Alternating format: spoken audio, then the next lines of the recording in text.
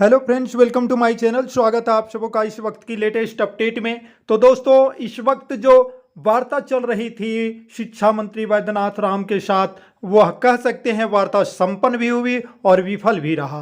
कारण क्यों? क्योंकि शिक्षा मंत्री वैद्यनाथ राम ने स्पष्ट कहा कि वेतनमान सरकार नहीं दे पाएगी। महाधिवक्ता की राय भी बताई गई, हाईकोर्ट का आदेश भी बताया गया। और मैं बता दूं कि वेतनमान बिना परीक्षा दिए हुए नहीं मिल सकता है।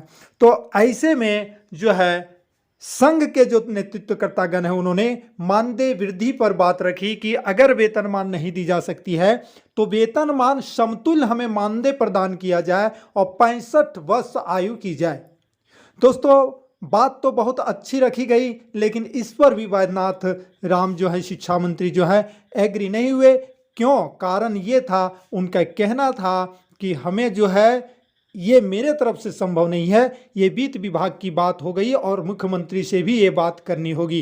तो पुनः जो है इस पर विचार विमर्श के लिए 12 अगस्त का समय दिया गया है। जी हाँ, 12 अगस्त का समय। 10,000 मानदेय वृद्धि की बात चल रही थी दोस्तों, 10,000 पर, लेकिन सरकार उस पर भी, यानी शिक्षा मंत्री जो है उस पर भी अपने स्तर से बल नहीं लगा सके, यानी कि अकेले निर्णय लेने में असमर्थ थे।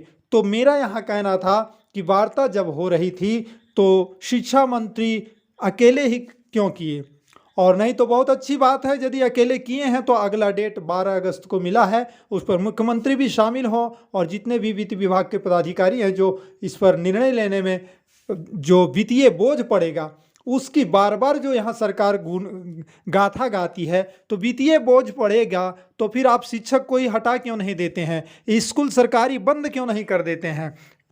सब आप ठेकेदारी से चलाएंगे तो सरकारी नाम क्यों रखे हैं विद्यालय का? कहने का मतलब है दोस्तों, सरकार देना ही नहीं चाह रही है। सरकार किसी भी तरह से इधर से उधर करके छल कपट करके भागना चाह रही है और किसी तरह से वोट बैंक बनाने के लिए कुछ उपाय लगा रही है। बिल्कुल साफ सी बात है।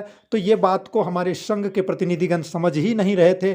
मैंने वीडियो में बताया था कि वार्ता में प्रवेश करने से पहले ही आपसी जो है कटाक्ष, कमेंट, एक दूसरे को व्यंग कसने का बात कर रहे हैं, जैसे कि वेतनमान मिल ही जाएगा। दोस्तों, अब आप बताइए कि ऐसे संघ में फुटमेत रहेगा, कह सकते हैं मतभेद रहेगा, तो वेतनमान अगर सरकार देना नहीं चाहती है तो छीनने का प्रयास कैसे किया जाएगा? यदि संघ में ताकत है, एकता रहेगी, तभी तो छीना जा सकता है।